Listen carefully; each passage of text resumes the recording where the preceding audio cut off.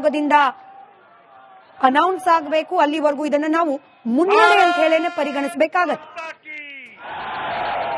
ಪಶ್ಚಿಮ ಬಂಗಾಳದಲ್ಲಿ 148 ಕ್ಷೇತ್ರಗಳಲ್ಲಿ ಗೆಲುವನ್ನ ಸಂಪಾದಿಸಿದ್ರೆ ಸರ್ಕಾರ ರಚನೆಯ ಅರ್ಹತೆಯನ್ನ ಪಕ್ಷ ಪಡೆದುಕೊಳ್ತಾ ಇತ್ತು.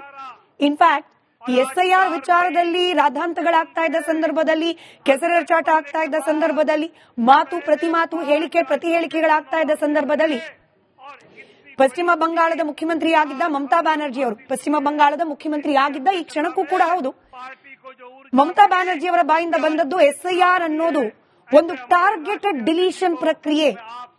ಟಿಎಂಸಿ ಪಕ್ಷದ ಮತದಾರರನ್ನ ಹುಡುಕಿ ಚುನಾವಣಾ ಆಯೋಗವನ್ನ ಬಳಕೆ ಮಾಡಿಕೊಂಡು ಬಿಜೆಪಿ ಅರ್ಥಾತ್ ಕೇಂದ್ರದಲ್ಲಿರ್ತಕ್ಕಂಥ ಎನ್ಡಿಎ ಒಂದು ಟಾರ್ಗೆಟೆಡ್ ಡಿಲೀಷನ್ ಅನ್ನ ಮಾಡ್ತಾ ಇದೆ, ಹರಾಸ್ಮೆಂಟ್ ರೀತಿಯಲ್ಲಿ ಮಾಡ್ತಾ ಇದೆ ಅಂತ ಹೇಳಿ. ಆದ್ರೆ ಪಶ್ಚಿಮ ಬಂಗಾಳದ ಮತದಾರರು ಇದನ್ನ ಮೀರಿ ಮತ ಚಲಾವಣೆ ಮಾಡ್ತಾರೆ. ಮತ ಕ್ರೋಢೀಕರಣ ಆಗತ್ತೆ. ಇನ್ಫ್ಯಾಕ್ಟ್ ತಮ್ಮ ಪೌರತ್ವವನ್ನ, ಮತ ಚಲಾವಣೆಯ ಹಕ್ಕನ್ನ ಕಳೆದುಕೊಳ್ಳುವ ಭಯದಲ್ಲಿ ಟಿಎಂಸಿ ಪಕ್ಷಕ್ಕೆ ಹೆಚ್ಚಿನ ಸಂಖ್ಯೆಯಲ್ಲಿ ವೋಟ್ ಹಾಕ್ತಾರೆ ಅನ್ನೋ ಮಾತುಗಳು ಕೂಡ ಮಮತಾ ಬ್ಯಾನರ್ಜಿ ಅವರಿಂದ ಪ್ರಸ್ತಾಪ ಆಗಿದ್ದನ್ನ ನಾವು ಗಮನಿಸಿದ್ವಿ. ಆದ್ರೆ ಆ ಎಲ್ಲಾ ಮಾತುಗಳು ಇದೀಗ ತಲೆಕೆಳಗಾಗಿದೆ. ಭಯಮುಕ್ತ ವಾತಾವರಣವನ್ನ ನಿರ್ಮಾಣ ಮಾಡ್ತೀವಿ ಅಂತ ಹೇಳಿತಾ ಬಿಜೆಪಿಯ ಮಾತಿಗೆ ಪಶ್ಚಿಮ ಬಂಗಾಳದ ಮತದಾರ ದನಿಗೂಡಿಸಿದ್ದಾನೆ. ಬಿಜೆಪಿಗೆ ಈ ಬಾರಿ ಮೊಟ್ಟ ಮೊದಲ ಬಾರಿಗೆ ಸ್ವತಂತ್ರ ನಂತರದಲ್ಲಿ ಮೊಟ್ಟ ಮೊದಲ ಬಾರಿಗೆ ಪಶ್ಚಿಮ ಬಂಗಾಳದಲ್ಲಿ ಆಡಳಿತವನ್ನ ನಡೆಸುವ, ಸರ್ಕಾರವನ್ನ ಮುನ್ನಡೆಸುವ ಅವಕಾಶವನ್ನ ಪಶ್ಚಿಮ ಬಂಗಾಳದ ಮತದಾರರು ನೀಡಿದ್ದಾರೆ. ಅಮಿತ್ ಶಾ ಅವರ ಚುನಾವಣಾ ತಂತ್ರಗಾರಿಕೆ, ಪ್ರಧಾನಿ ಮೋದಿ ಅವರ ಚರಿಷ್ಮಾ, ಸುವೇಂದು ಅಧಿಕಾರಿ ಅವರ ಸಂಘಟನೆ, ಇದೆಲ್ಲದರ ಫಲ ಇವತ್ತು ಬಿಜೆಪಿಗೆ 204 ಕ್ಷೇತ್ರಗಳಲ್ಲಿ ಮುನ್ನಡೆ ಲಭ್ಯವಾಗಿರೋದು. ಕೇವಲ ಪಶ್ಚಿಮ ಬಂಗಾಳ ಮಾತ್ರ ಅಲ್ಲ, ನಾನಾಗ್ಲೇ ಹೇಳ್ತಾ ಇದ್ದಾಗೆ ಅಸ್ಸಾಂನಲ್ಲೂ ಕೂಡ Himanth Biswa Sharma land slide victory ಅನ್ನೋ ರೀತಿಯಲ್ಲಿ ಅಸ್ಸಾಂನಲ್ಲೂ ಕೂಡ ಮತ್ತೊಮ್ಮೆ ಬಿಜೆಪಿ ನೇತೃತ್ವದ ಸರ್ಕಾರ ರಚನೆ ಆಗಲಿಕ್ಕೆ ಅವಕಾಶ ನಿರ್ಮಾಣವಾಗಿರೋದು. लेकिन मैं 4 जून 2024 को भी आपको याद कराना चाहता हूं. जनता के मन में हमारे नेतृत्वकर्ता को जो समर्थन और जो विश्वास दिया था, उसमें कहीं न कहीं उनके मन में एक कसक रह गई थी. और आज जब 4 मई को प्रचंड बहुमत, प्रचंड जीत अगर दी है, तो 2024 की उस कसक को पूरा किया है. और उसके बाद के हुए चुनाव में 2024 के बाद जब चुनाव हुए, हर राज्यों में भारतीय जनता पार्टी को प्रचंड जीत देने का काम किया. नरेंद्र मोदी के नेतृत्व के प्रति आस्था व्यक्त की, विश्वास व्यक्त किया है. और आज जब पश्चिम बंगाल, असम, पुडुचेरी, इन तीनों राज्यों के जो चुनाव के परिणाम आए हैं, उन परिणामों ने ये स्पष्ट किया कि आज देश की जनता का अटूट विश्वास, देश की जनता का अटूट समर्थन हमारे नेता, हमारे प्रधानमंत्री नरेंद्र मोदी के प्रति है. मैं देश की जनता को इसके लिए आभार व्यक्त करता हूं. लेकिन साथ ही साथ दक्षिण भारत में भी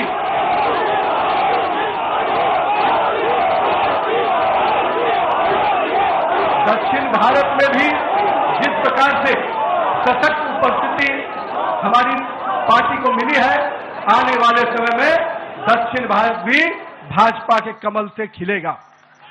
हम आज के इस चुनाव परिणाम के बाद अपने सभी कार्यकर्ताओं को, अपने शीर्ष नेतृत्व को, जिन्होंने अथक परिश्रम किया, और आज उनके अथक परिश्रम का, हमारे कार्यकर्ताओं के परिश्रम का परिणाम है कि उनकी तपस्या रंग लाई और आज भारतीय जनता पार्टी को एक प्रचंड जीत मिली है. मित्रों, ये जीत काफी संघर्षों के बाद, हम कह सकते हैं कि वर्षों तक वामपंथ के पूरे पश्चिम बंगाल को जिस प्रकार से हिंसक वातावरण में तृणमूल की सरकार ने जिस प्रकार से तानाशाही रवैये में वहां की जनता को रखा था, एक पूरा भय का वातावरण वहां के लोगों के बीच में बना हुआ था. आज हमारे कार्यकर्ताओं ने जो प्राणों की आहुति दी, जो बलिदान दिया, और हम कह सकते हैं हमारे माताओं और बहनों ने जो पुत्र और पति को खोया, आज उन सब को मैं नमन करता हूं और उन सब के समर्पण को अभिनंदन करता हूं. और मैं मानता हूं कि माननीय प्रधानमंत्री नरेंद्र मोदी के नेतृत्व में जिस प्रकार से उस भय के वातावरण से नरेंद्र मोदी के भरोसे के वातावरण में जनता आई है, हम स्पष्ट रूप से अपने नेतृत्वकर्ता का अभिनंदन करते हैं। मित्रों, पूरे देश में लोग कहते हैं चुनाव के समय में कि एंटी इनकम्बेंसी होता है, लेकिन मैं मानता हूं भारतीय जनता पार्टी की सरकारों का और नरेंद्र मोदी के नेतृत्व का ये परिणाम है कि आज प्रो इनकम्बेंसी की फैक्टर पर चर्चा होती है, और यही कारण है असम और पुडुचेरी में लगातार हमारी सरकारें रिपीट हुई हैं। ये दिखाता है कि अगर जनता के बीच में आप विकास के वादों को पूरा करेंगे, मोदी की गारंटी को, सपनों को हकीकत की आईने में बुनेंगे, तो जनता आपके साथ खड़ी होती है। और यही कारण है कि देश में कई राज्यों में जब चुनाव होते हैं, चाहे गुजरात हो, मध्य प्रदेश हो, बिहार हो, हमारी सरकारें रिपीट होती हैं। ये कारण है कि हमारे नेतृत्व के प्रति और हमारे नेतृत्व का कथनी और करनी में अंतर नहीं होता है। यही कारण है कि आज भारतीय जनता पार्टी का सरकारें लगातार राज्यों में रिपीट होती है। मित्रों, आज हम इन परिणामों से जनता ने फिर स्पष्ट किया है कि हम भरोसे के साथ तो चल ही रहे हैं। हम अपने नेतृत्वकर्ता प्रधानमंत्री नरेंद्र मोदी के प्रति जो विश्वास और जो स्नेह देखने को मिला पूरे चुनाव के कैंपेन में, मैं मानता हूं कि आज पूरे देश में जो स्थितियां हैं उस पे ये जो समर्थन मिला है हम सभी को, वो स्पष्ट संकेत देता है कि 2024 के परिणाम के बाद भी, आज भी 12 वर्षों के बाद भी नरेंद्र मोदी के प्रति वही विश्वास, वही प्रेम और वही स्नेह जनता के बीच में कायम है। गंगोत्री से लेकर गंगा सागर तक एनडीए भाजपा की सरकार बन रही है। मित्रों, ये केवल भौगोलिक विस्तार नहीं है, ये हमारे प्रति, हमारे नेतृत्व के प्रति विश्वास और उसके विचार का भी विस्तार है। मैं आज यहां पर पश्चिम बंगाल के उस जीत को कई मायने में अहम मानता हूं। हमारे प्रेरणादायी पुरुष जहां हुए बलिदान मुखर्जी, वो कश्मीर की बात हम करते थे। 370 धारा से माननीय प्रधानमंत्री जी ने उस कश्मीर को पूर्ण रूपेण भारत के लोगों के साथ जोड़ दिया और उस बलिदान की भूमि को भारत का भूमि बना दिया। और मैं आज कहता हूं कि आज उसी श्यामा प्रसाद मुखर्जी जी के जन्म स्थान पश्चिम बंगाल को भी भाजपामय कर दिया। ये इसकी बधाई मैं पश्चिम बंगाल की जनता को भी देता हूं।